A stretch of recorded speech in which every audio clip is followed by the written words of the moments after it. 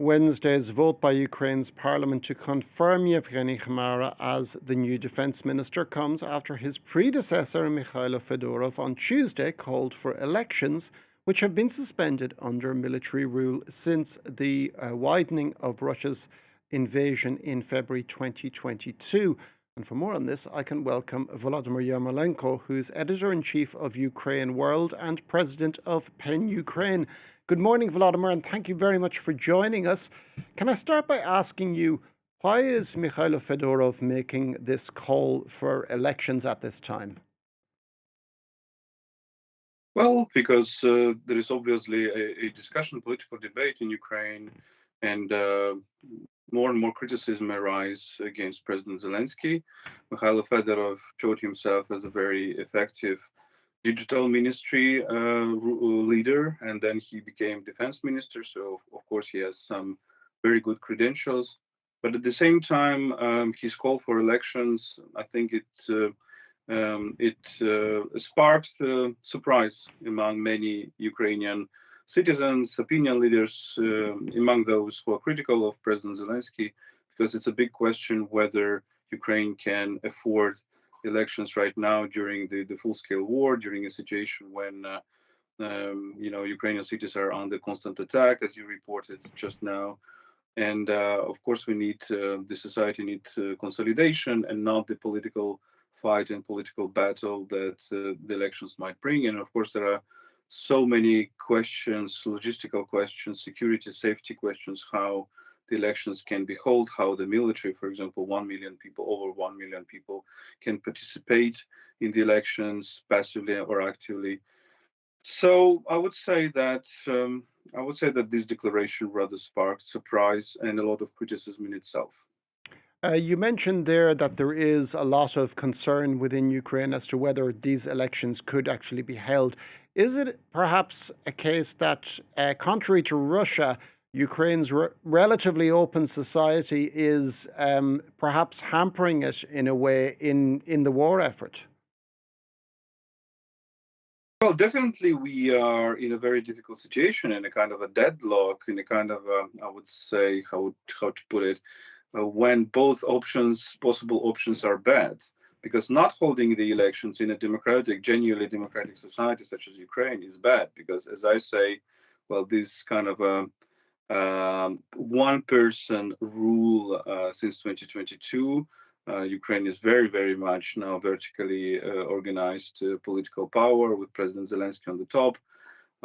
There is a discussion what is best, whether we need to have this verticality while Ukrainian society is very horizontal, very democratic, and in some way very anarchic even, or we need to come back to kind of institutional democracy. But what institutional democracy will bring with it, because political fights during the war, when basically political opponents will blame each other instead of concentrating their efforts on defending against the external enemy, is very risky, and we know it from our history. So this is kind of this contradiction. Ukraine is a genuine democracy. You see that there are street protests from time to time. There is a lot of criticism in the Ukrainian media. There is a genuine freedom of press. Criticism, I mean, of the government, of Zelensky himself, of the parliament, etc.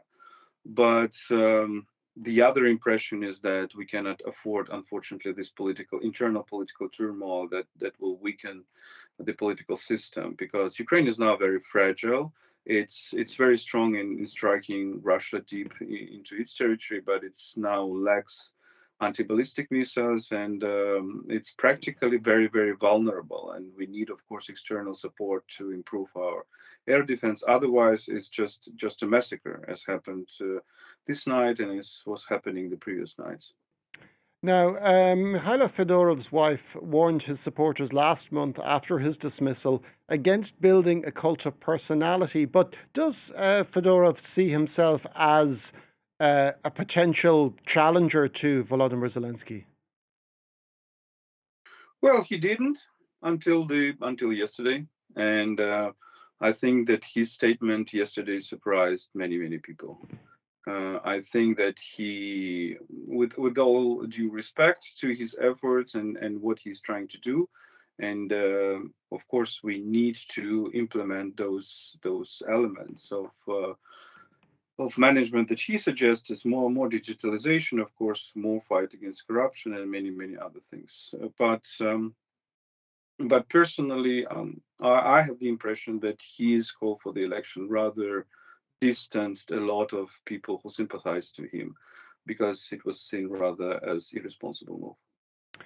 Now, the Fedorov cited corruption and a chronic crisis of government as reasons for holding the elections, and Volodymyr Zelensky on Wednesday sacked his deputy chief of staff, Irina Mudra, after reports her home was being searched in a corruption investigation.